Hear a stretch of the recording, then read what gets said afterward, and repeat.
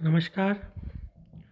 मैं Pranjal Mishra, assistant professor of law, government law college Bundi, आज अपकृत्य विधि के इस वीडियो में आपको अपकृत्य की विशेषताएं एवं अपकृत्य संबंध के प्रकार भी बताने जा रहा हूँ।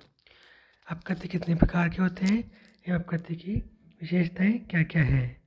हमने पहले वाले वीडियो में देखा कि अपकृत्य की विभिन्न परिभाषाएं क्या क्या हैं और अपकृत्य का अपराध से, अपकृत्य का संविदा भंग से एवं अपकृत्य का न्यास भंग से क्या अंतर है, ये हमने देखा।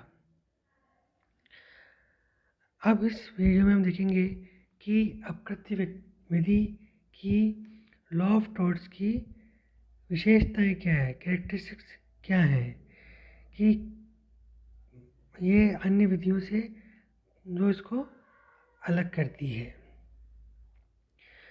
अपकृत्य विधि सर्वप्रथम विशेषता है कि अपकृत्य किसी व्यक्ति के अधिकार का अतिलंघन है या उसके प्रति अन्य व्यक्ति द्वारा कर्तव्य की अवहेलना है। अब tort is a breach of right and breach of duty. जब आपका कर्तव्य किसी अन्य व्यक्ति के प्रति हो और उस कर्तव्य का आप पालन नहीं कर रहे हों तो टॉर्ट की कार्रवाई उत्पन्न होती है। विशेष परिस्थितियों में सभी व्यक्तियों के बीच साधारण कानून के अनुसार अधिकार और कर्तव्य उत्पन्न होते हैं। अपकृत्य उन अनुचित कृत्यों से भिन्न होता है जो संविदा भंग के अंतर्गत नहीं आते। अपकृत्य में सबसे मूल बात यह है कि ये कर्तव्य भंग है, ब्रीच ऑफ ड्यूटी है। ब्रीच ऑफ ड्यूटी यानी कि आपका किसी व्यक्ति के प्रति ये कार्य न करने का एक कर्तव्य होता है, उस कार्य को करने या न करने का कर्तव्य होता है, उसको आप नहीं करते हो तो आपके ऊपर अपकृत्य संबंधी दायित्व उत्पन्न होता है और आपको उसको उस चीज़ की नुकसानी या क्षतिपूर्ति करनी पड़ती है। ये ऐसी नुकसानी क्षतिपूर्ति पूर्व में ही निर्धारित नहीं होती है, ये नुकसान के आधार पर आपको उसको देय होती है। दूसरी मुख्य बात है कि सिविल न्यायालय में नुकसानी पाने की कार्रवाई करके इसका उपचार प्राप्त किया जा सकता है या उन कृत्यों से भिन्न है जिनको अपराध कहा जा सकता है। तो अपकृत्य सबसे महत्वपूर्ण विशेषता ये है कि अपराध से भिन्न है। अपराध में जब किसी व्यक्ति के प्रति अपराध घटित होता है तो उसको समाज के प्रति कर्तव्य भंग माना जाता है और जो उपचार है वो राज्य के द्वारा कानूनी कार्रवाई करके अपराध के लिए दंड दिया जा सकता है। मान लीजिए कि हमने किसी व्यक्ति की हत्या या मर्डर कर दिया, तो अब इसमें जो दूसरा पक्षकार होगा वो राज्य होगा, स्टेट होगा और वो हमारे खिलाफ कार्रवाई करेगा और हमें न्यायिक प्रक्रिया के तहत वो दंड का भागी बनाएगा और हमें अपराध से आपका जो मृत्यु का कायद करने का अपराध है, हत्या का अपराध है, उसके तहत हमें जो दंड का प्रावधान होगा वो दंड हमें मिलेगा। जबकि अपकृत्य में जिस व्यक्ति के साथ जो व्यक्ति कर्तव्य भंग करता है, जिस व्यक्ति के साथ अपकृत्य घटित हुआ है वो व्यक्ति ही कानूनी कार्रवाई करता है और वो कानूनी कार्रवाई सिविल कोर्ट में होती है और उसे नुकसानी का भरपाई की जाती है। अपकृत्य में तीसरी बिंदु है, अपकृत्य में जिन अधिकारों का अतिलंघन होता है वे सर्वबंधी अधिकार, राइट इन रेम होते हैं तथा समाज के प्रत्येक व्यक्ति के प्रति प्रोजित कराए जा सकते हैं।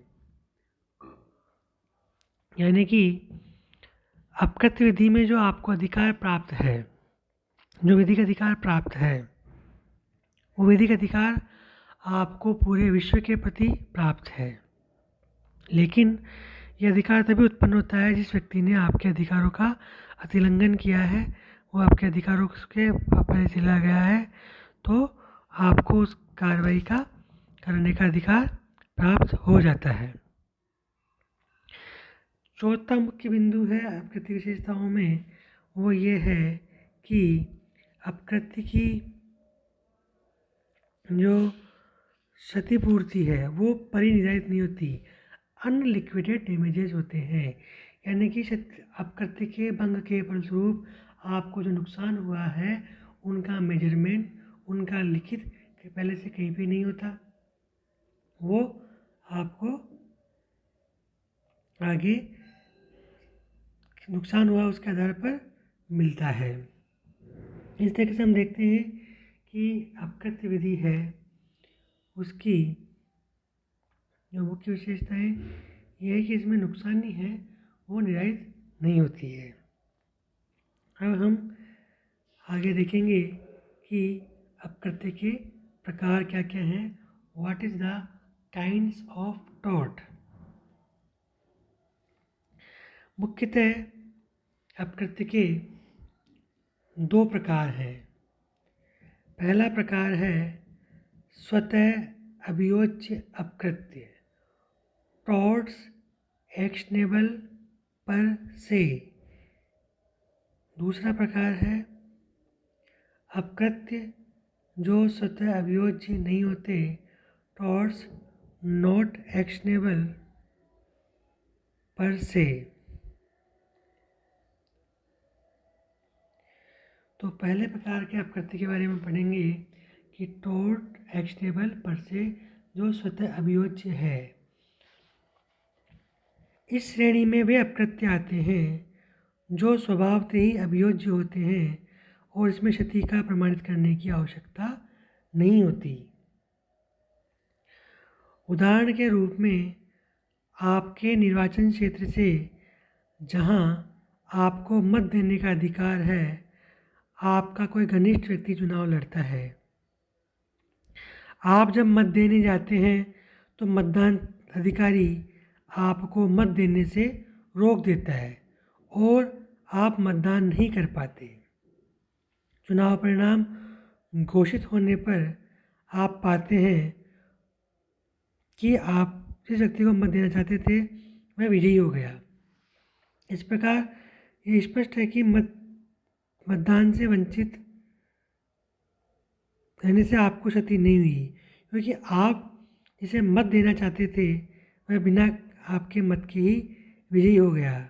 फिर भी इस मामले में आपके मतदान अधिकारी के विरुद्ध अपकृत्य विधि में क्षतिपूर्ति के लिए वाद चलाकर क्षतिपूर्ति प्राप्त कर सकते हैं। यद्यपि यहाँ आपको क्षति भले ही नहीं हुई हो, तथापि मतदान अधिकारी क्षतिपूर्ति के लिए दायी होगा क्योंकि उसने आपके मत देने के विधिक अधिकार का उल्लंघन किया है। इस प्रकार के अपकृत्य स्वतः ही अभियोज्य माने जाते हैं। यानी कि स्वतः अभियोज्य अपकृत्य के अंदर ये है कि अभियोज्य का मतलब है कि आपको उस कार्रवाई करने का अधिकार मिल जाता है, चाहे आपको क्षति हुई हो या नहीं हुई हो, मात्र आपके विधिक अधिकार के अतिलंघन ही इसको आपको कार्रवाई करने का अधिकारी बना देता है। इसका उदाहरण आप देख सकते हैं कि एशबी वर्सेस वाइट का जो केस हमने पहले पढ़ा था, उस केस में यही था कि एशबी नामक व्यक्ति मतदान देने के लिए जाता है और मताधिकारी उसको मतदान अधिकारी है जो उसको मत देने से रोक देते हैं। यद्यपि एशबी जो व्यक्ति है उसका जिस व्यक्ति को मत देना चाहता है वो मताधिकारी वो उम्मीदवार जीत जाता है, लेकिन यानी कि उसको कोई क्षति नहीं होती, फिर भी उसके मत देने के अधिकार का उल्लंघन हुआ था, इसलिए उसको इसके लिए क्षतिपूर्ति मिलती है। और इसमें कहा गया जहाँ अधिकार है वहाँ उपचार है, यानी कि आपको जहाँ पर अधिकार प्राप्त है वहाँ पर उसका उपचार भी प्राप्त होगा। इसी प्रकार जब अपकृत्य की जो दूसरा प्रकार है वो है जो स्वतः अभियोज्य नहीं होते, वहाँ पर आपको हानि साबित करनी पड़ती है।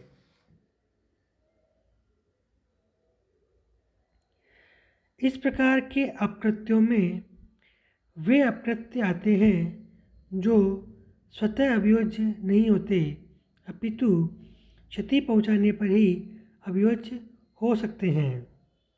इस प्रकार के अपकृत्यों में वादी को क्षतिपूर्ति के लिए वाद में प्रमाणित करना आवश्यक होता है कि उसे वास्तव में क्षति हुई है।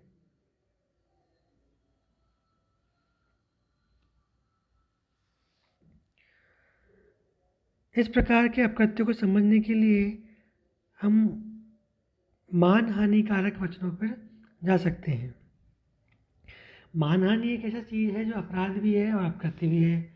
मानहानि में क्या है कि कोई व्यक्ति किसी व्यक्ति के प्रति ऐसे शब्द उत्पन्न करता है, ऐसे व्यक्ति प्रकाशित करता है, ऐसे व्यक्ति बोलता है कि वो उसको समाज में जो व्यक्ति उसको जानते हैं उन व्यक्तियों के बीच में उसके संबंध में घृणा उत्पन्न कर देता है या उसकी जो ख्याति है उसको हानि पहुंचा देता है।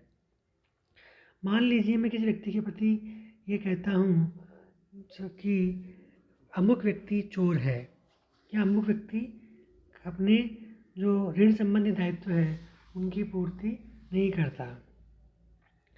अब ये कथन कह देने के बाद भी यदि व्यक्ति को समाज में जो उसकी ख्याति है उस पर कोई प्रभाव नहीं पड़ता तो वहाँ पर क्षतिपूर्ति का कोई कार्यवाही उत्पन्न नहीं होती। लेकिन मान लीजिए मेरे इन कथनों के उच्चारण के बाद या उन कथनों के प्रकाशन के बाद अमुक व्यक्ति को बैंक से लोन मिलने में या किसी व्यक्ति से कुछ पैसा उधार लेने में कठिनाई होती है, उसको पैसा नहीं मिल पाता है, तो उसके साथ ही क्षति होती जाती है कि जो मेरे कथन थे उसकी वजह से उसके अधिकार था या उसके जो कोई अधिकार थे वो पूर्ण नहीं हो पा रहे हैं। इसलिए वो व्यक्ति जो है वो अपने को ऐसे अपकृत्यों में आपकी क्षति जो हुई है उसको साबित करना आवश्यक है। हमने एक केस देखा था ग्लॉस्टर ग्रामर स्कूल का वाद, जहाँ पर वादी और प्रतिवादी दोनों की स्कूलें थी। प्रतिवादी था उसकी स्किल पहले से ही चल रही थी और वादी था उसने अपनी नई जो स्कूल थी उस स्कूल की में प्रतिस्पर्धा रूप में अपनी स्कूल में जो बच्चे आ रहे हैं उनको रखने के लिए उसको फीस कम करनी पड़ी थी, उसको नुकसान हुआ था। तो यहाँ पर उसके अधिकार का अतिलंघन नहीं हुआ था और हालांकि नुकसान हुआ था, लेकिन वो स्वतः अभियोज्य इसलिए नहीं है क्योंकि विधिक अधिकार का उल्लंघन नहीं हुआ था। अतः आपके अपकृत्य में सबसे महत्वपूर्ण बात ये होती है कि आपको आपके अधिकारों का जो उल्लंघन है विधिक अधिकारों का, वो विधिक क्षति आपको बतानी पड़ती है। अतः हमने देखा कि अपकृत्य विधि में 2 प्रकार के अपकृत्य हैं, एक स्वतः अभियोज्य अपकृत्य, एक अपकृत्य जो स्वतः अभियोज्य नहीं होते, वहाँ पर आपको क्षतिपूर्ति साबित करने की आवश्यकता होती है। यद्यपि आवश्यक रूप में एक व्यवहारिक क्षति अपकृत्य है, परंतु ये धारणा कि जब सामान्य हानि का कोई विशेष कृत्य किसी को व्यक्तिगत हानि पहुंचाता है वहीं पर व्यक्ति की क्षतिकर्ता के विरुद्ध वाद चलाने का अधिकार मिलता है।